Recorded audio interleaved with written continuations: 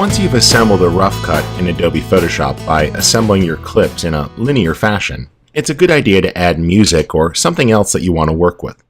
Let's go ahead and adjust the audio here and get some music in to properly time things out. This is just the beginning of my edit, but you'll get the idea. To start, I went and found some music that I'm able to use legally. There's lots of stock music services available that have royalty-free type licenses where you purchase the song once, or you could take advantage of things like the Creative Commons. Here I went to dig.ccmixter.org and I typed in a search, and I told it to search for things that were free for commercial use. So when I click that, this list becomes a bit more filtered and you see which ones I'm allowed. You can click next to something. Now, if you're only posting this for your own usage and you're not going to use it to promote your business, you're just sharing something with the world, you might be able to take advantage of some of the non-commercial uses. But if you do make your living from photography or video, just be careful about using non-commercial samples. You can read more about Creative Commons on their site. I've already picked a file to download here. Let me just pull that down. And I will reveal that. And what I'm going to do is move that into my library. So let me take that file. I'm going to put that in the same folder as my footage, just keeping all my assets together in one folder. It makes it a lot easier for Photoshop. Back in Photoshop, you see we've got the audio track.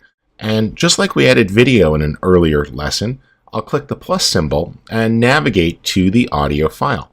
Here I'm using a track called My Hometown. And it's a great song here. You can see by Rob Walker Poet off of Creative Commons, and I'm going to open that up and add it in. Let's press the play button for a second. I'll turn the sound up on my computer so you can hear this.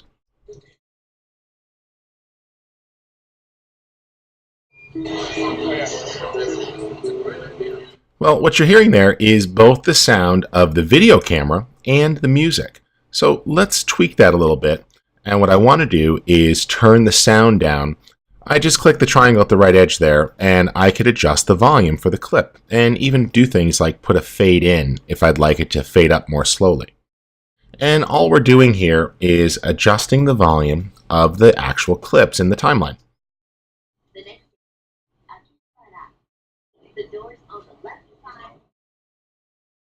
There we go. And let's put a little fade on that clip so we have a fade in and a fade out slowly, so the volume is a bit more gentle. Now this next clip here, we'll take a listen to that. Just sounds like a rainy night in Tokyo, so that's fine. A little bit of street noise, we'll pull that down. And you see this is really pretty fast as you make your way through the clips. You can quickly adjust their volume and tell the story that you're looking to tell. Now, I'm pretty sure that all of these will benefit from being just a little bit lower as a starting point. We can go back and refine once we have the music in place.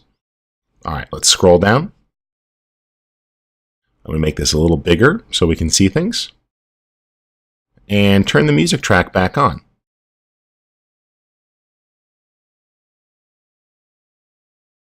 Well, the music has a slow fade up, so let's trim into that a bit. And we'll make it a little easier to work with. There we go. And now let's give that a shot. That's good. A little bit more at the front. I trimmed too much. Just about there.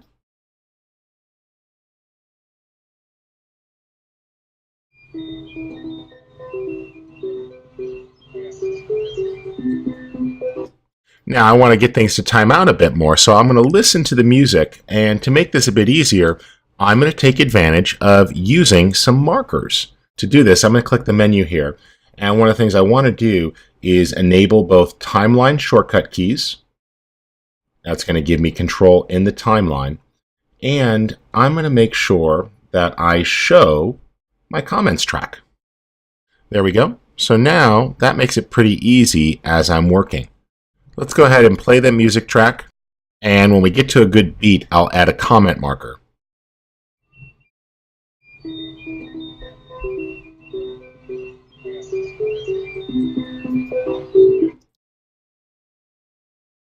Right about there. And I just added a beat to make it a little bit easier to see where I want to edit to.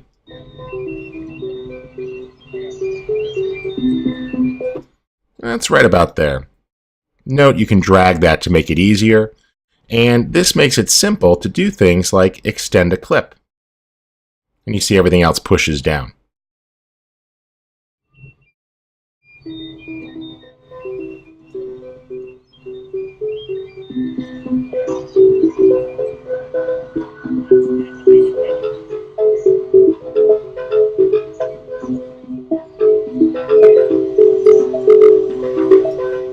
And I'm going to put a marker right about there. And as you're adding those markers, just click the little keyframe icon there. If you keep turning the stopwatch on and off, they'll keep resetting otherwise, but that's pretty easy.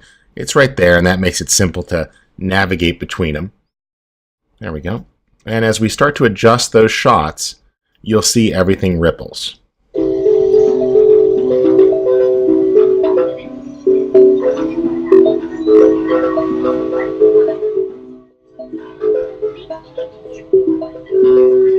I like that about there.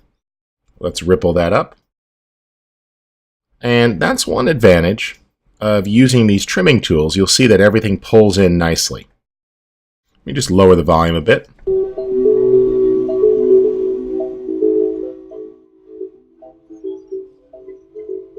I like that. We'll pull that in there.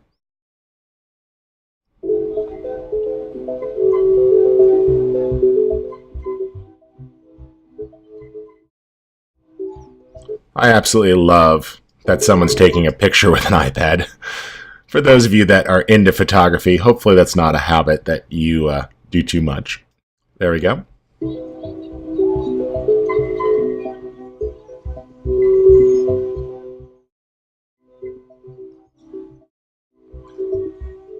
Alright, so we're not done yet. We'll have some more shots in there, but we have created an initial edit that I'm pretty happy with as that times out to music. And as you saw, you can go ahead and adjust the individual volumes of clips to get the mix that you want by clicking that triangle button to the right of each clip. Now, that gives us a pretty good job here. We've got the initial sound, we've got the clips in an order. What we're going to do in our next lesson is take a look at adding transitions and titles.